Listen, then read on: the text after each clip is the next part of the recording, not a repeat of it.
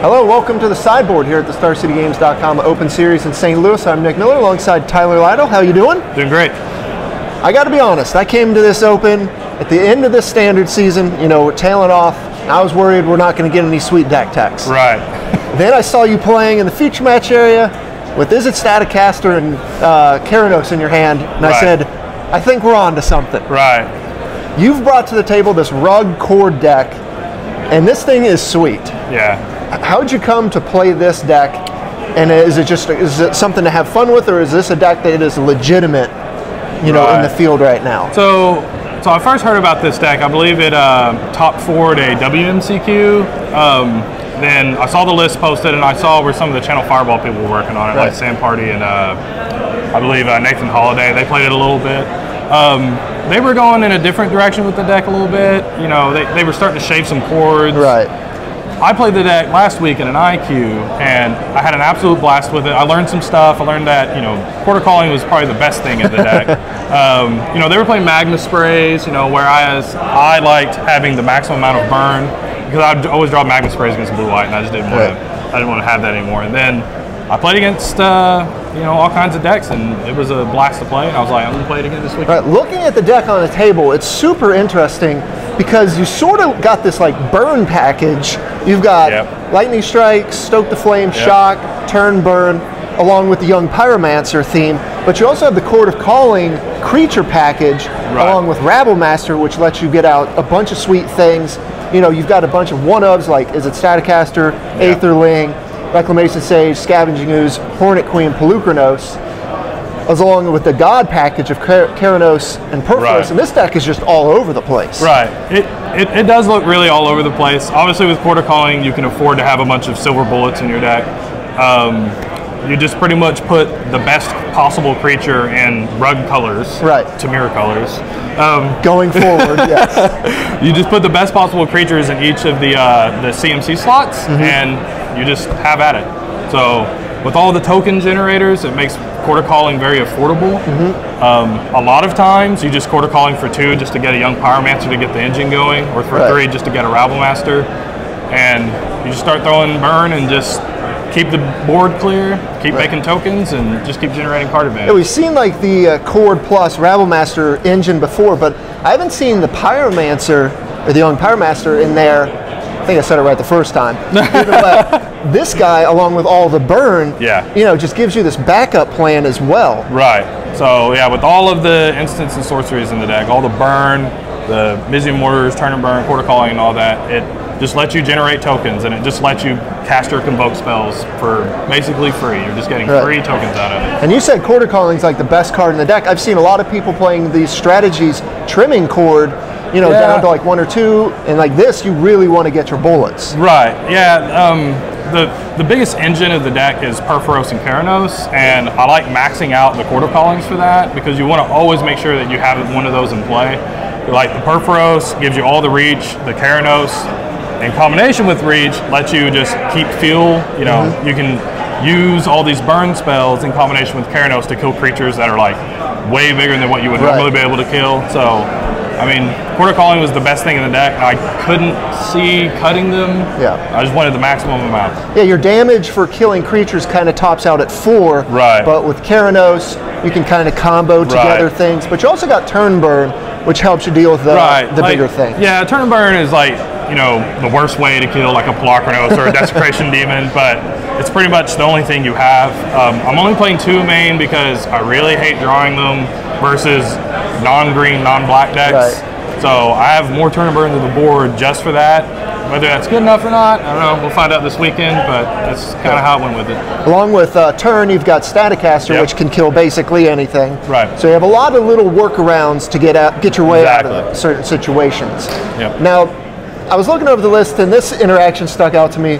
Perforos, Hornet Queen, a lot of damage out of nowhere. Right, yeah, I just did 10 damage to a guy in the feature match area. The Perforos is probably one of the best things about this deck, because with all the little token generators, the damage just starts adding up, just keeps adding up. Once you start getting a lot of tokens, you can Quarter Calling for a Hornet Queen, just deal 10 out of nowhere. a great thing too is against like the Jund Planeswalker deck, because they have all these different Planeswalkers. When you hit a Hornet Queen and you divide the damage up with all the Perforoses, you can kill a lot of their Planeswalkers. Wow. So, yeah, that's just shooting everything down. And so you've got like your creature package, and then with all the burn, you also have the reach to just kind of close out games if they, if they take over the board somehow. Right. Like against blue-white, generally the game plan is stick a Perforos or a Keranos. You just always throw all the lightning strikes and stoke the flames at your face, and just like you just use that. Like you have some counter magic in the sideboard, but it's kind of helping against Sphinx's Revelation. But typically, what happens is they tap out for an Elspeth, and then they usually like die the next turn. So just send a bunch of burn at them. Right. Well, the main deck is awesome. The sideboard has some even more unique cards. Yep. Floating around, you've got an extra Reclamation Sage, just this one of Skylasher. Yeah. Hornet Nest. Right. This one stuck out to me. Right. So the Hornet Nest, a lot of these lists was originally playing one Hornet Nest in the main. Every time I drew it in game one, I hated it. Like against mono black, it pretty much does nothing. Against blue-white, it's awful, completely awful. Now against mono red, it's actually good because you can usually get some tokens out of it.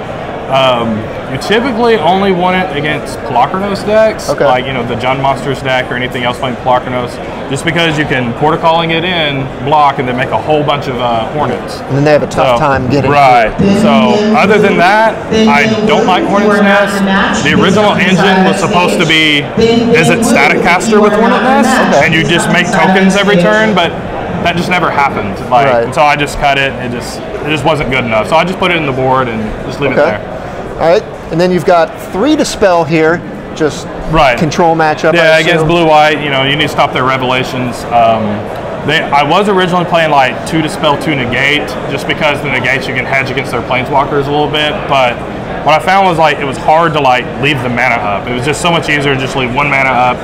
The Planeswalkers almost don't matter. I mean, it can be a problem. Like Jace can be a problem because all the little tokens in the deck, the plus ability nullifies those. But I just found, I just wanted to counter the Revelation. I didn't really care about anything else.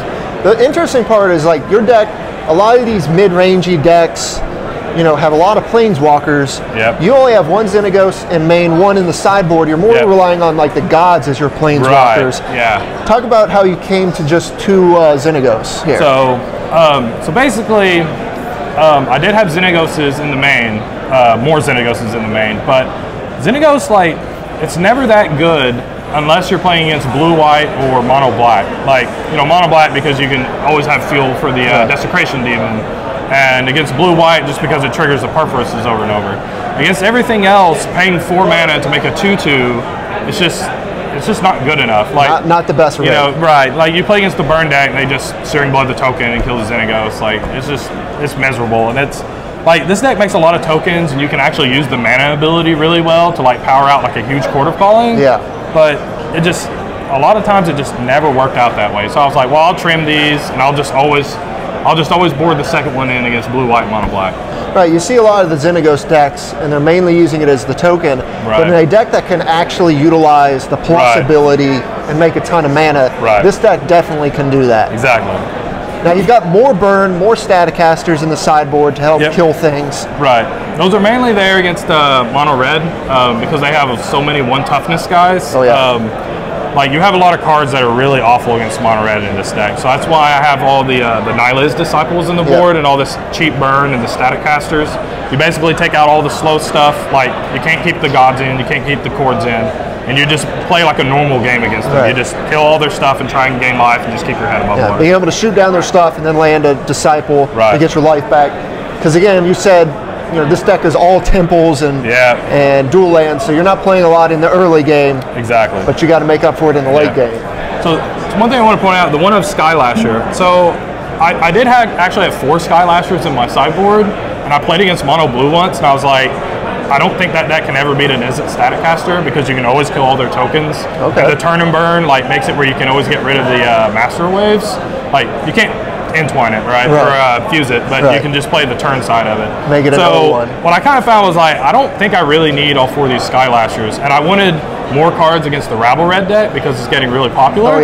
So I was like, well, I'll just trim these and I'll just add more of the Nihilist Disciples. So that's how I have the 1 Skylasher. Like I might Chord for it to block something, but other than that, it's like I don't think I need it. Bare Skylasher, not really back-breaking against Mono Blue. It's good, but usually you see the decks using it or putting like Unflinching Courage on it, comboing it with a Johnny or something, which really hammers it home. But just the creature alone, I think your removal package that you mentioned is probably the removal package is really the important thing against Mono Blue. The Skylasher's just there as just a hedge because you can always block the flyers with it. You can always stop like the Nightbill Specters. And that's pretty much all it's there for. All right, man. Well, this deck is awesome. We're going to try to get you on camera next round so people can see this sweet brew in action. Awesome. So, Tyler, thanks for sitting down with me here in the sideboard. Stay tuned to StarCityGames.com all weekend long for all the action here in St. Louis.